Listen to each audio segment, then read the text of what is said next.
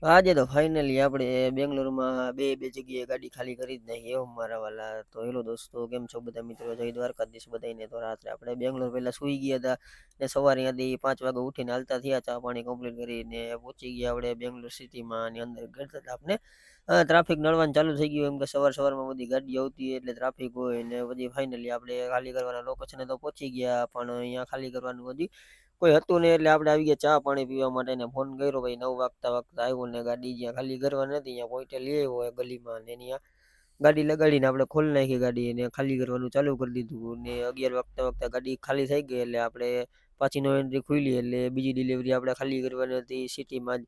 ને નીકળી ગયા આપણે, અને વળી પાછો આપણે થોડો ટ્રાફિક નડ્યો અને આપણે જવાનું હતું મૈસૂર રોડ ઉપર. ને નીકળી ગયા આપણે ખાલી કરવા જવા માટે, અને પહોંચી ગયા આપણે ખાલી કરવાના લોકેશને, અને ગાડી લગાડીને આપણે નીકળી ગયા. કેમ કે બપોર થઈ ગયો તો આપણે ભૂખ લાગી હતી એટલે મેં કીધું કંઈક કટક બટક કરીને થોડો નાસ્તો બાસ્તો કરી લઈને પછી વળી પાછા આવ્યા ગાડીએ. તો ખાલી કરવાનું ગાડી ચાલુ કરી દીધું હતું, ને ખાલી થતા તો સાંજ પડી ગઈ હતી. કેમ કે હાથથી ખાલી કરતા હતા એટલે વાર લાગે એવું હતું. એટલે સાંજે 7 વાગે ગાડી ખાલી થઈ ગઈ એટલે આપણે નો એન્ટ્રી હતી એટલે બેઠા, અને 10 વાગે વળી પાછા નો એન્ટ્રી ખુલતા નીકળી ગયા આપણે ઓફિસે જવા માટે. ને વળી પાછો આપણે થોડો ટ્રાફિક નડ્યો, અને એમ કરતાં આપણે ફાઇનલી પહોંચી ગયા આપણી ટ્રાન્સપોર્ટની ઓફિસે. અને આપણા મિત્ર હતા મનોજભાઈ, એની યારે સાંજે આપણે જમી કરવી લીધું, ને જમી કરીને નિરાંતે સૂઈ જાય. હવે જોઈએ સવારે શું થાય છે ભરવાનું, ને કાલે આપણી ગાડી ભરાય કે નથી ભરાતી જોઈએ. જેવો વિડીયો જો આપણી આઈડી